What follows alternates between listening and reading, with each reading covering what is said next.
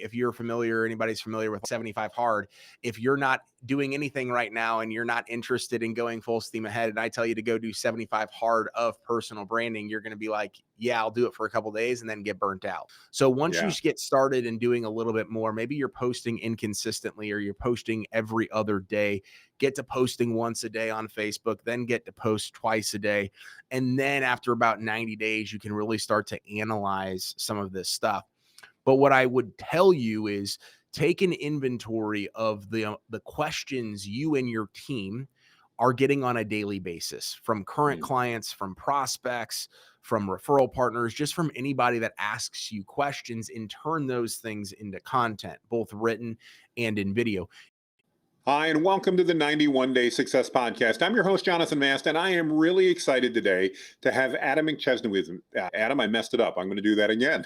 Hi, and welcome to the 91 Day Success Podcast. I'm your host, Jonathan Mast, and I am really thrilled today to have Adam McChesney with me today.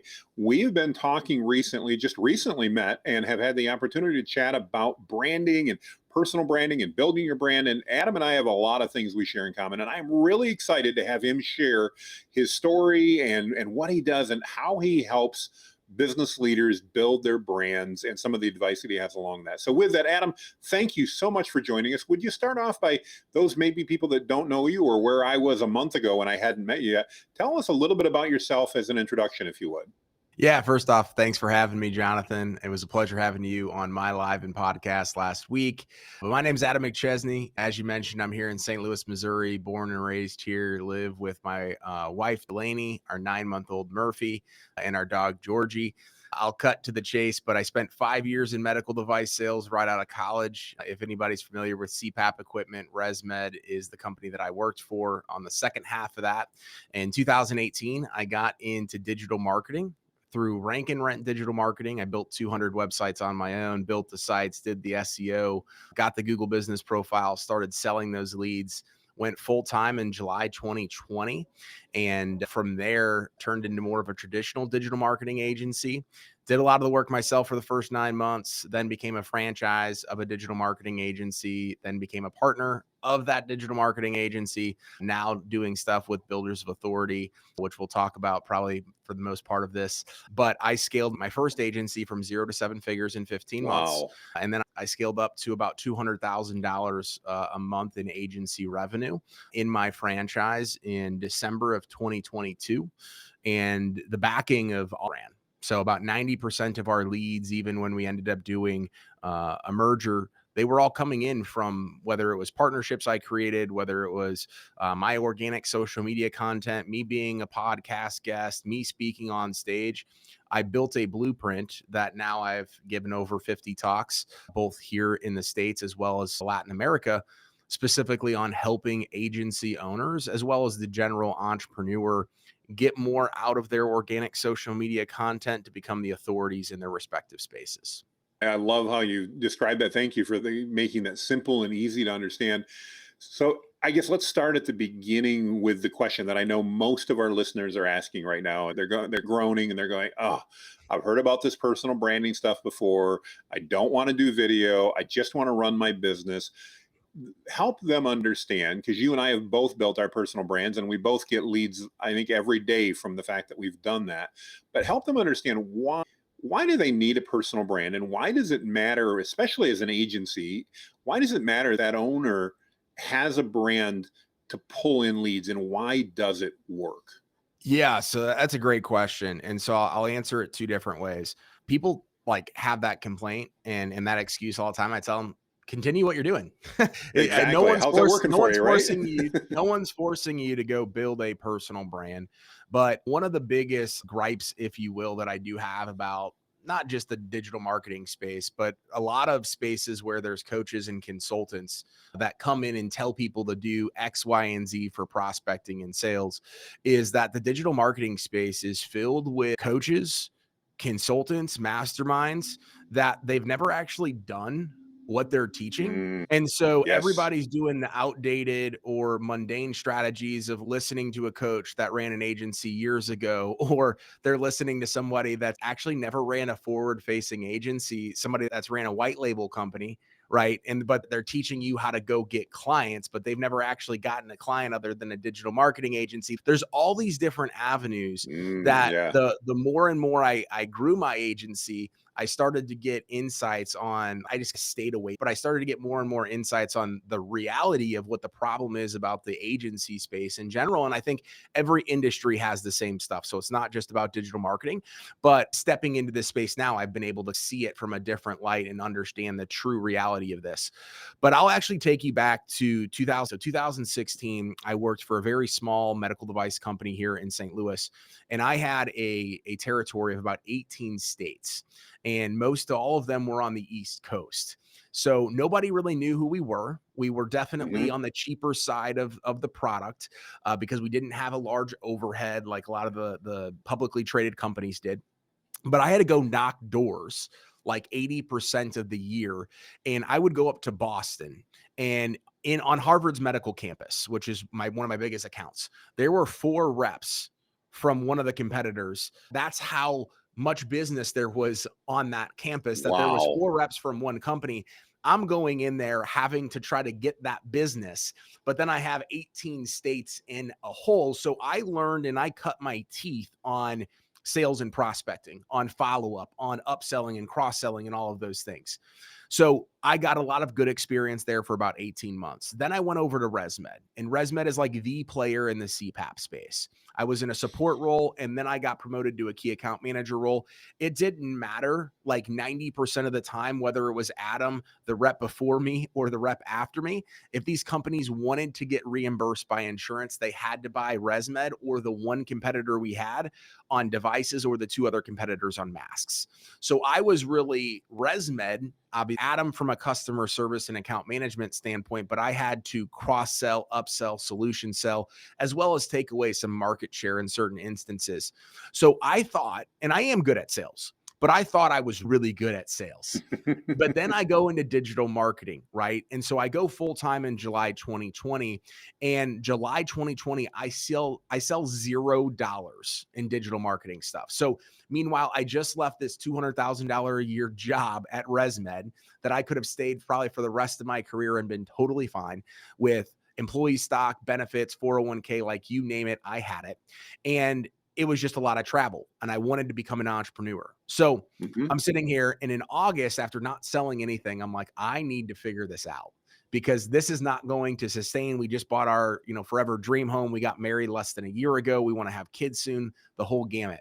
And so I joined my first mastermind about a month in, and it was one of the best things that ever happened to me. And it wasn't marketing specific, it was general business. And one of the things Okay. in that mastermind that they taught was the concept of personal branding and organic social media. But they taught to do it in a way in which I teach, in which I've continued to do time and time again for the last 4 years, which is be different than every other digital marketer that's out there. And so the reason why not only I grew so quickly, but sustain that growth and continue to grow and have now been able to launch this new thing and have success with it is because I'm not showing up on everybody's social media platforms just pitching digital marketing, just pitching why I'm the best agency, why I'm the best X, Y, and Z, because nobody wants to hear that. They want to hear the reality of what it's like being an entrepreneur, the reality around why your product, service, or widget is going to benefit them. They could care less about you 99% of the time. So that's how, I know it was a long-winded answer, but that's how That's I okay. got to where I was at and where I saw the need in digital marketing. And it's why I had so much success when I was in the agency space. That's a great story, and I appreciate you sharing that process.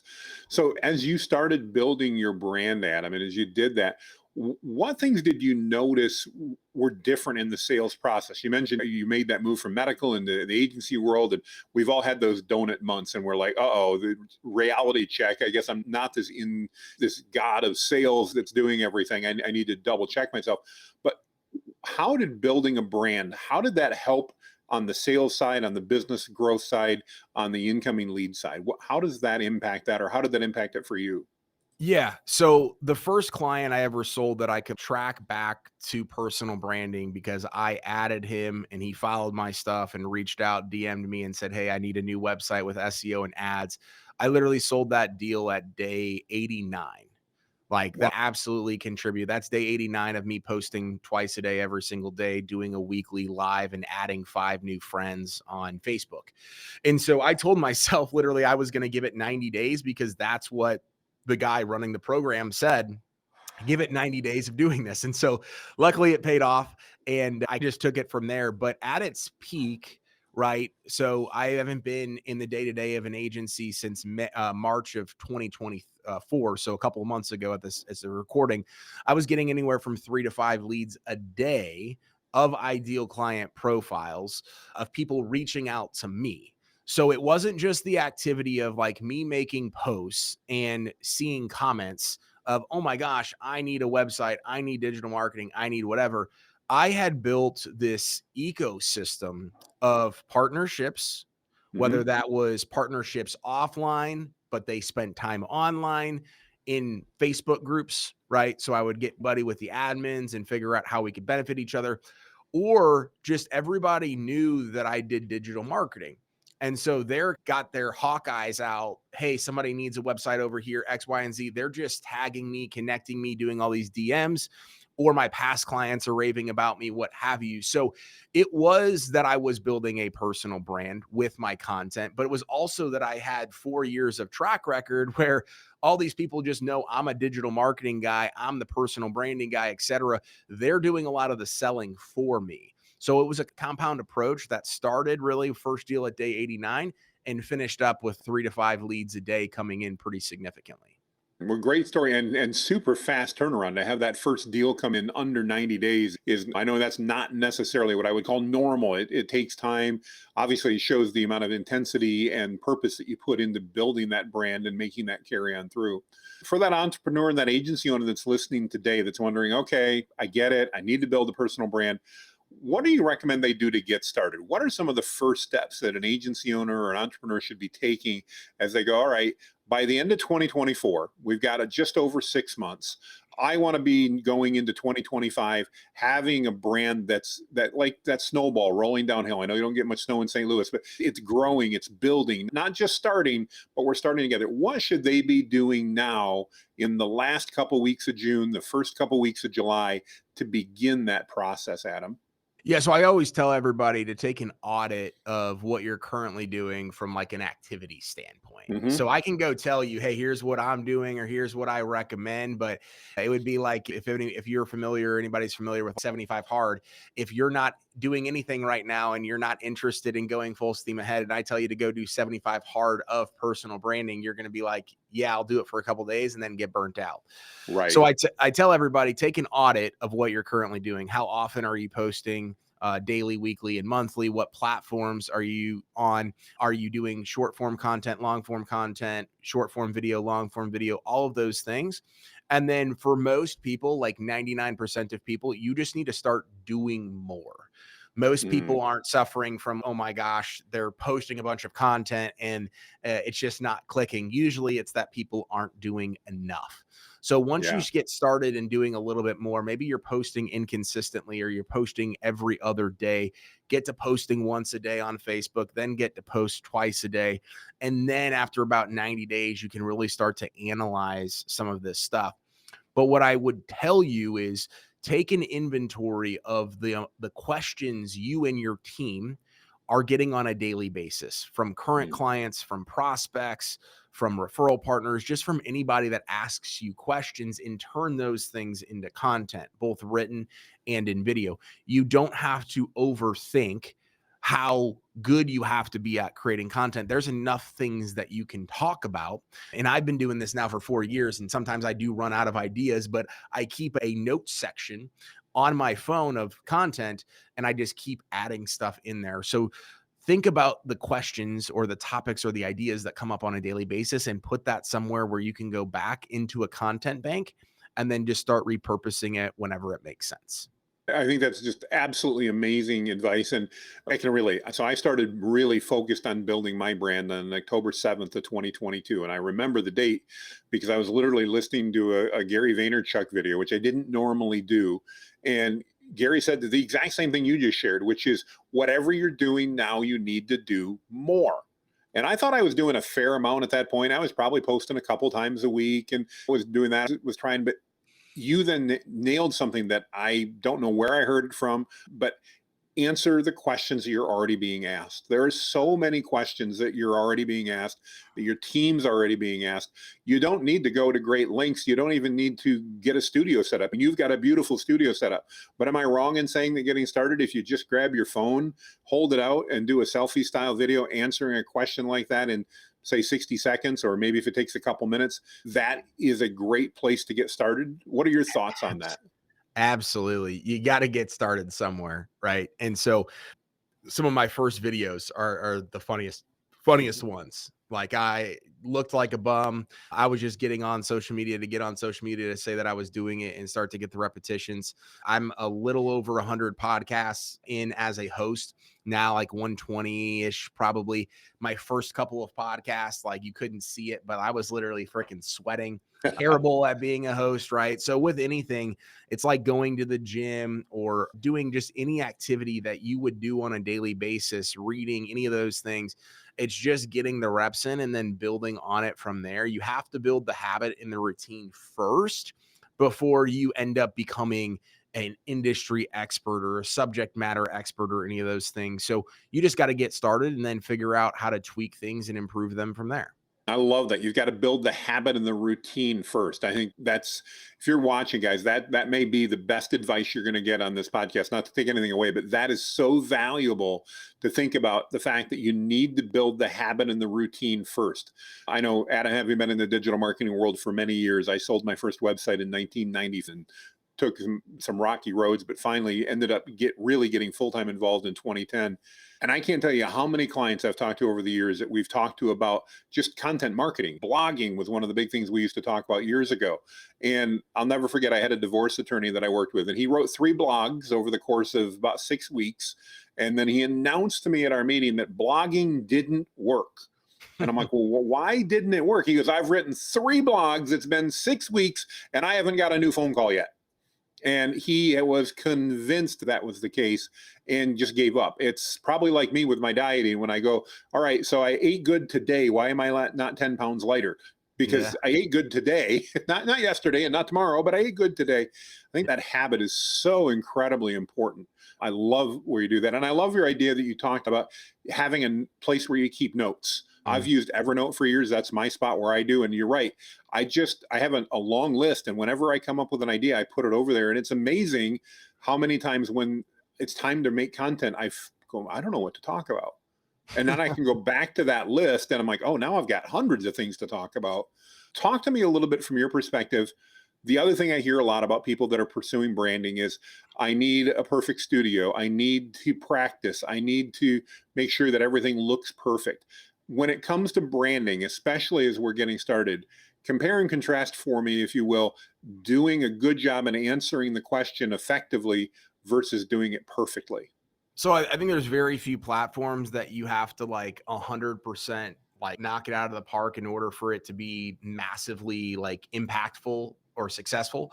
I'd say YouTube would probably be the anomaly. That's the one that Mhm. like you have to have the hook, you have to have all the B-roll stuff now. That's a beast in and of itself, right? Sure. For everything else, it's about the quality of what's going out from the content purpose standpoint. So it's the quality of what you're saying in the video. It's the quality of what you're writing. It's the quality of all of those things versus it's not always about the sexy picture or the video or whatever. If people have their own like ways they make up scenarios in their mind about it's got to be this and it's got to be that. I think that's one of the things that made me so successful running a digital marketing agency, that it's not that I don't care about those things, but one of my first core values or our acronyms in our business and for my personal life is trust. Mainly because most business owners don't trust marketing agencies or consultants or Sure. whatever you want to call me. And the first one is take action. And so when I was in the digital marketing agency, that there was 26 other franchisees at one point, I was the one that was like light years ahead from a revenue standpoint, from a success standpoint, if you will, whatever, compared to all of the rest of them. But I was the only one that had a one-to-one business coach. I was the only one that was in multiple masterminds that weren't marketing. And I was the Mm. only one other than one other, maybe two other that had W-2 employees. And Wow. so I did things so differently, but I ran my digital marketing agency and I run my personal brand and I run Builders of Authority like a business. So many digital marketing agencies run their agencies like a side hustle or a hobby. They're a Mm. technician or a freelancer. They just so happen to have an LLC that acts as their main business, but they're not doing all the things that they're preaching to their clients, right? And so again, that's me going from like I look back at it all the time and I have conversations with agency owners all the time. They're like, Adam, how could you have physically gone from 0 to 7 and from 100 to 200 in a year? Those are some of the key things that I did that most people just don't do because they want to go join the marketing mastermind. They want to go pay the Hmm. marketing guru. They want to go look for the shiny object, and the shiny object is going to be something that usually doesn't work. And then they're going to look like every other agency owner that's out there. Really good advice. Really good advice. I love how you're weaving stories into that, make it so much more relevant. So just the other day, I did a master class with a peer of mine talking about trolls. Because one of the things that I hear a lot, one of the questions I get a lot from my audience is, Jonathan, I do this, but I don't want to deal with all the people that have too much time on their hands and they're going to call me fat or they're going to call me lazy. Or in my case, I've posted one of my best short videos is me on stage in Dallas at an event, and I literally forgot to pack the right shoes. So I'm in Crocs on stage. I've got more negative comments about the fact that I had Crocs on, but I also got hundreds of positive comments. How do you advise that those agency owners, those entrepreneurs, how do you deal with the trolls? And yeah, just how do you deal with the trolls? Yeah. So what I tell people is that the trolls are actually helping you in all reality. They're helping provide engagement, and engagement gets more reach. And when more reach happens, as long as it's not all trolls, like you didn't do something crazy, right? Sure. It gets you closer to more of your ideal clients. So the trolls, I honestly, for me at least, they don't matter as much. But the big hurdle and the big overcome that I had to have was really in the first 6 months to a year, where people, friends, family, they were the ones that were the biggest critics of what I was Interesting. doing. And so that hurt more and still hurts to a certain degree when it comes up again, because they in my story might be a little bit different and unique for most people in the fact that I had a $200,000 a year job at an incredible company that all of my other friends, nobody was anywhere near that. They would have almost died to have what I had, Sure. right? And so they look at it as, oh, Adam thinks he's better than this. Adam thinks he can go do X, Y, and Z. Why is Adam doing this? That was mostly where some of that stuff was coming from, because I went from working for somebody else in corporate America, traveling, doing all this stuff, not really posting on social media other than maybe once a month, if that, to now posting all of the time. And you get the messages of, who do you think you are? Tony Robbins, all those different things. And those things I think are usually the bigger hurdle that most people have to face in the 6 months to a year. Cause unless you have something go viral, and again, you do something really stupid, you're likely not going to have a lot of trolls in the very beginning. So, True. but most people don't get past the imposter syndrome, or they don't get past the backlash and the criticism that they get from the people closest to them. Really good advice. And I think you're right on the imposter syndrome. I've talked to so many people that are like, but I don't really know anything unique. And my perspective has always been, right or wrong, as long as you more than your audience does, you're still an expert in that particular area. Probably sounds a little bit strange, and I don't mean that we should go out and try to purport things that we're not. But Mhm. most of us as business owners know a lot more than we give ourselves credit for, and have a Yeah. lot more expertise than we give ourselves credit for. Mm. And going back to a comment you made earlier, if we're not planning on building our brand by renting a Lamborghini and leaning on it and standing out in front of somebody else's Learjet and paying a few $100s to have the photo op, chances are, if we're going to be authentic and we're going to share what we already know about, we're automatically going to resonate with the people that we want to do business with. And as Mm. a result, with that consistency, we're going to do that. And I guess that's where I'd like to go next is talk to me about consistency. We talked a little bit about that earlier with the attorney that did 3 blog posts and said, nope, they don't work. What does consistency look like to you when you're helping somebody with their brand? What does that look like when we talk consistency? What's that mean to the average business owner? Well, I think the average business owner has the same mindset that the attorney did, right? They want to get started. And then when they get started, they don't get the instant gratification. When they don't get the instant gratification, then all the excuses and reasons why they don't want to do it ends up popping up. So I tell people, give it 90 days following the blueprint of kind of what we just talked about. And you can even expand on that. But the people that follow that blueprint and actually take action and don't just look at it, because there's the mindset shift as well as, hey, I have to do this today versus I look at it as brushing my teeth, that I'm Yeah, going to do this today because it's the right thing to do and it's going to help my business grow. So there is the mindset shift of I get to do this versus I have to do this. And yes, it is a task that you have to check off, like brushing your teeth, but it's a task that you will get return on investment from at some point. So I think like that, undoubtedly. I think the mindset part of it is equally as just important into the consistency. You can be super, super consistent and not get the results because you're literally just posting random stuff at scale and being like, oh, I posted every single day for 90 days, but it was random pictures of nothing and there was no Right. context behind it. Right. So I think consistency does go a far way, but it's more about the discipline and the actual mindset behind the consistency and the activity that matters more. It makes me think, going back to digital marketing, your background, my background, makes me think of Google's wanting you to create helpful content, not just any Mhm. content, but helpful content. And I think that's important as you build your brand, as well as understanding that audience and making sure that the content you produce adds value to their lives in some way. And I think if you do that consistently, then it works out very well for you. No, so that's Absolutely. really good. Well, Adam, one of the things that we ask everybody, and I'm really excited to hear your perspective as someone in the branding side. The name of the podcast is the 91 Day Success Podcast, and it's actually based on, the name comes from a book that Russell Brunson put out called 30 Days, where he interviewed a bunch of the top producers on ClickFunnels and said, hey, if you had to start over and you had 30 days, what would you do?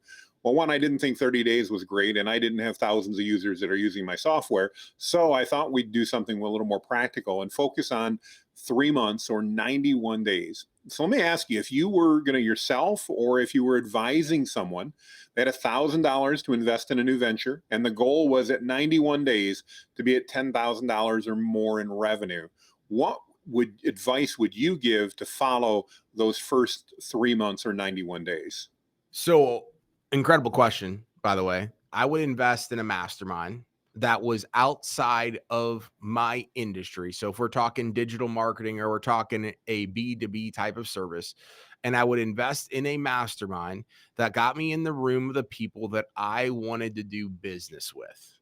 And Mm, so, one of the things that I did is I hired a one-to-one business coach for 2 years, and I was in a room of 70 plus contractors and I was the only marketing agency that was in there.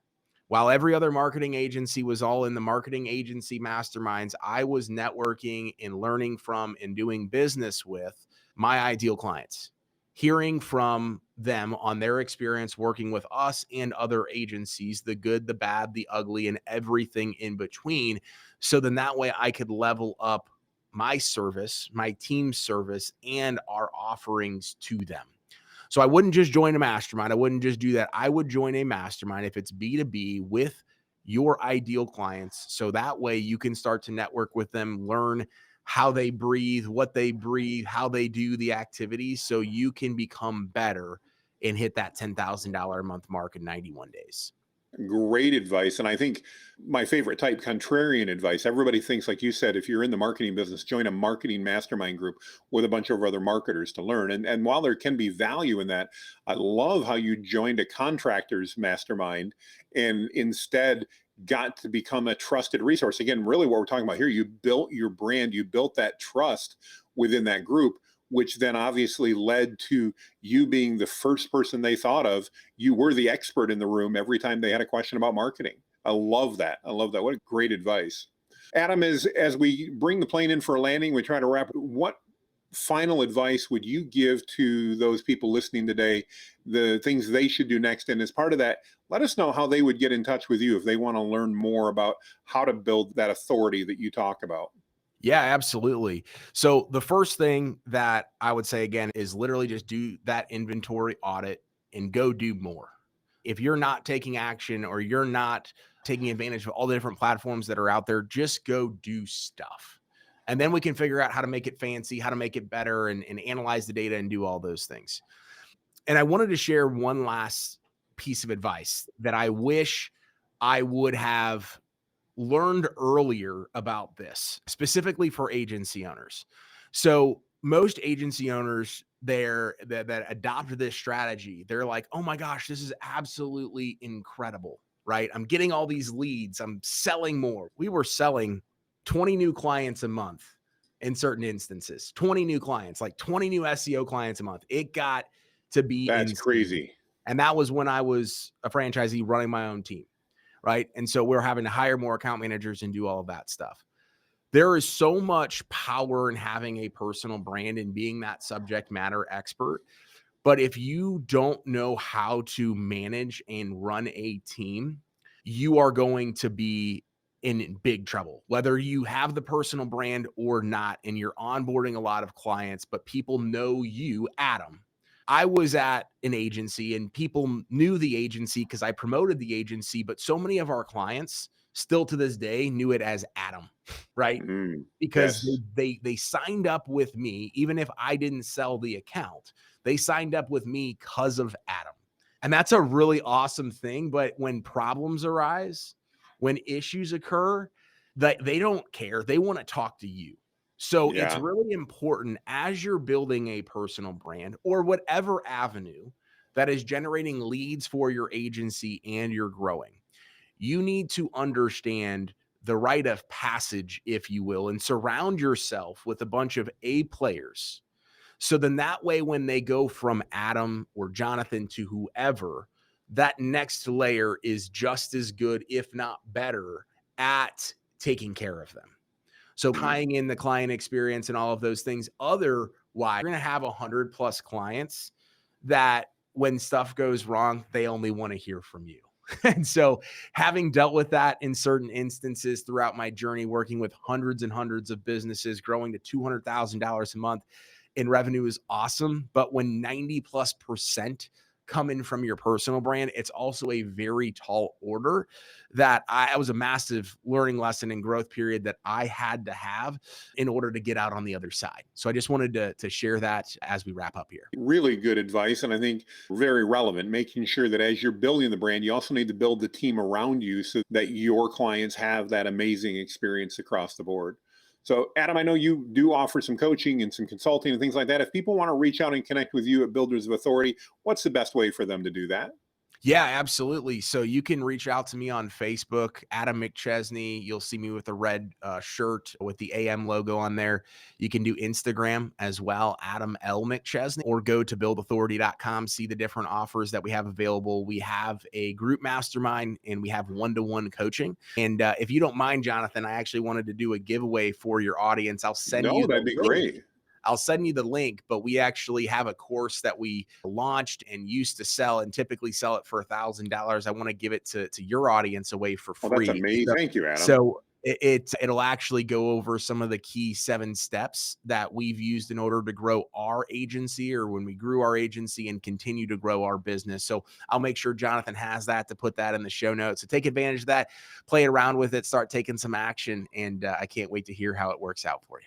Well, Adam, thank you so much. It's an incredibly generous offer. And I want to encourage you if you're trying to figure out this branding stuff and you're looking for another voice that's done it. And I think Adam really made a really good point of that up front. There's a lot of coaches out there that are teaching things that they've never actually done. It's akin to, again, the guy that's rented the Lamborghini and is leaning on it to make you think it's his when he's got to lose it in 2 hours, or the same thing on the plane. Yep. Adam's done this. He's one of the few that have. If you're interested, reach out and talk to him, at least have a conversation. And Adam, again, thank you so much for the generous offer of giving you access to the course. We'll put that in the show notes. We'll make that available to everybody. Adam, thank you so much for your time. Thank So you. I appreciate it. Everybody, we thank you for hanging out with us, and we would love your feedback. Don't forget to love the podcast, press the like button, give us your feedback. And if there's a guest that you'd like us to chat with, we'd love to hear who that is as well. With that, make it a great day, everybody, and we'll see you on the other side. Bye, everyone.